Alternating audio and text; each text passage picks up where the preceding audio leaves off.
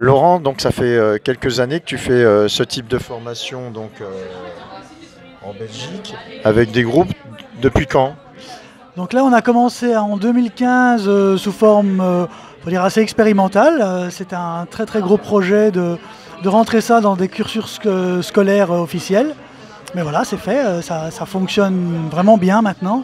Je pense aussi que le public est mûr. On se rend bien compte qu'il y a quelque chose à faire pour que le tissu social puisse accueillir le choc et transformer le choc du collapse maintenant. Oui. On a l'actualité qui nous aide. Oui, bien sûr. Quel est l'accueil des gens que tu reçois? Ils arrivent avec beaucoup de peur ou au final ils viennent expérimenter quelque chose en sachant qu'ils vont ressortir avec des idées pour faire autrement? Comment tu vois ça? Alors le public spécifique, donc nous on est dans la promotion sociale, donc ce sont des gens qui sont déjà au travail et qui ressentent le besoin d'évoluer dans leur parcours professionnel.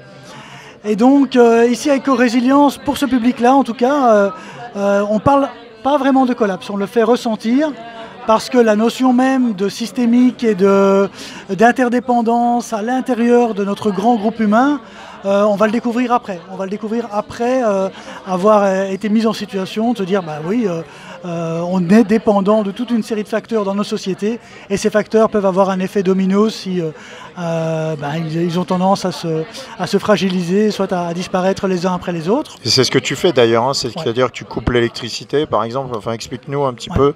Alors il y a différents types de scénarios. Maintenant on se rapproche vers des scénarios qui sont de plus en plus plausibles dans notre société belge. Donc globalement on s'approche de scénarios d'incidents technologiques qui ont un effet domino sur toute une série d'autres services que rend la société. Et donc bah oui, ça commence par éventuellement une coupure d'électricité, mais qui va aussi entraîner un déficit dans l'apport d'eau par exemple, et puis probablement un problème de communication, en tout cas de déplacement. Déjà en Belgique on a des problèmes de déplacement quand tout va bien, alors vous imaginez en cas de collapse ce que ça peut donner.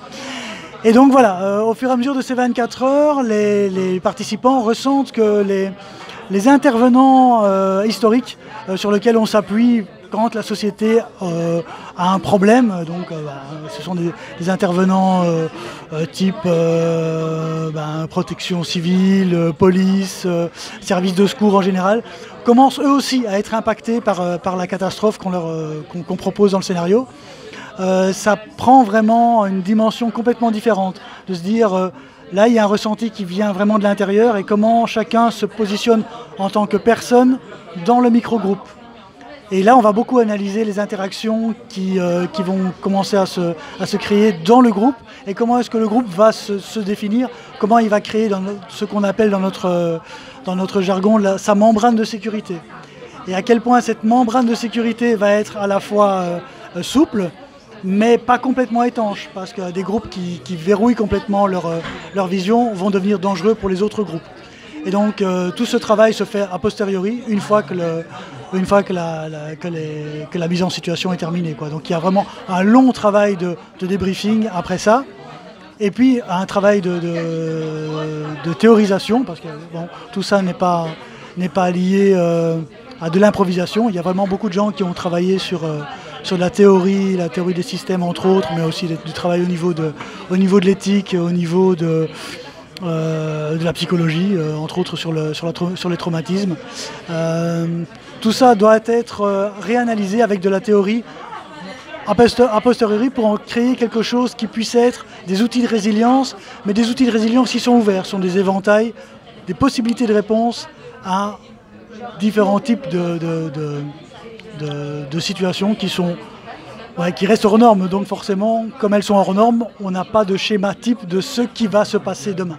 Gauthier Chapelle, Pavlo Servigne et Raphaël Stevens ont écrit, je crois, le dernier titre, c'est Une autre fin du monde est possible. Exactement, oui. Hein, c'est la fin d'un monde, c'est celui de la dernière société, mais les vivants vont continuer. Alors, qu'est-ce que tu penses de cet axe avec les animaux comme guide d'un autre monde, puisqu'ils ils peuvent vivre dans un monde dénué de technologie, dans un monde avec de la technologie. Bref, ils pourraient être notre guide pour nous ramener à des valeurs plus humaines, plus vivantes. Est-ce que tu penses que ça peut avoir un apport donc, dans l'anticipation de la crise à venir?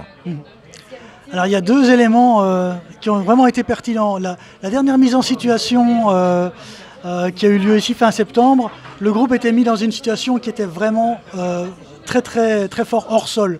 C'était un environnement très bétonné, c'était une usine désaffectée, donc c'était un endroit où l'humain avait juste imprimé sa marque, mais il y avait très peu de traces des autres que humains.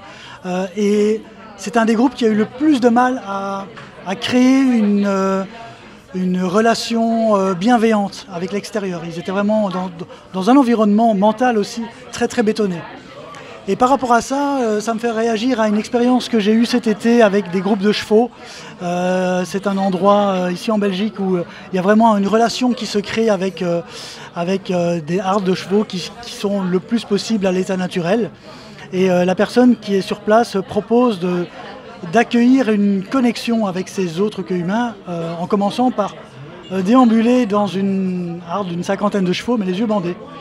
Et de laisser plutôt l'initiative du côté des chevaux et de voir quel est le représentant de ce groupe-là qui va venir en tant qu'ambassadeur vers soi.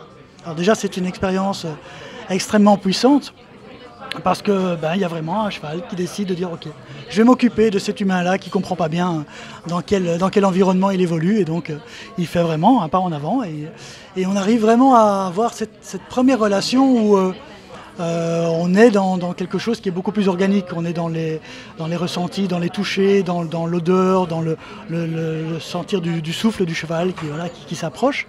Déjà, c'est très impressionnant.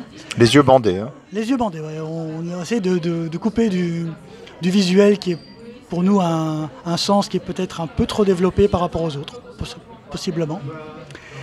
Et au fur et à mesure, il y a aussi une possibilité de se dire... on pourrait aussi apprendre d'un apprenant, mais qui ne sait ni lire ni écrire. Et cet apprenant, c'est ce cheval. Et là, la proposition qui m'a été faite, moi je suis quelqu'un d'assez mental et j'ai du mal parfois à concrétiser mes projets. Et j'ai proposé à ce mentor-là de me donner une solution. Et la solution qui m'a été donnée, ça a été plutôt que d'essayer d'amener cet animal qui ne sait pas vers un objectif, de lui montrer comment lui fait pour arriver à un objectif. Et donc nous on apprend à cheval, ça se mène au licol, on l'amène à tel endroit avec plus ou moins de bienveillance, mais en tirant quoi. En allant, tirant d'ailleurs, c'est le nom de la personne qui gère ce genre de stage, c'est Karine Tirant, très chouette personne. Et donc un cheval il va faire différemment. Si on va de l'autre côté, on va du côté de la queue, d'habitude on ne fait pas ce genre de choses là. C'est du côté où le cheval frappe, donc on n'aime pas trop aller par là, mais on peut vraiment aller dans la bienveillance et tenir la queue du cheval et se dire ok, donne-moi ton énergie, montre-moi dans quelle direction je peux aller. Et là étonnamment, le cheval il tire. Il se met à donner de l'énergie, il se met à avancer dans une direction.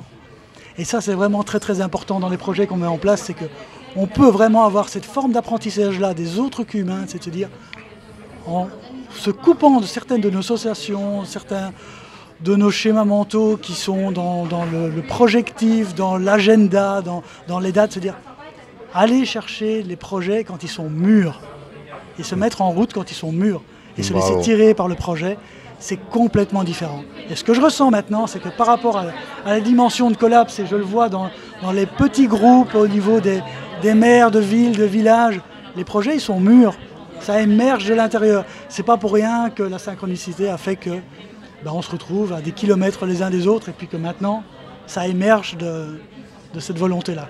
Merci beaucoup.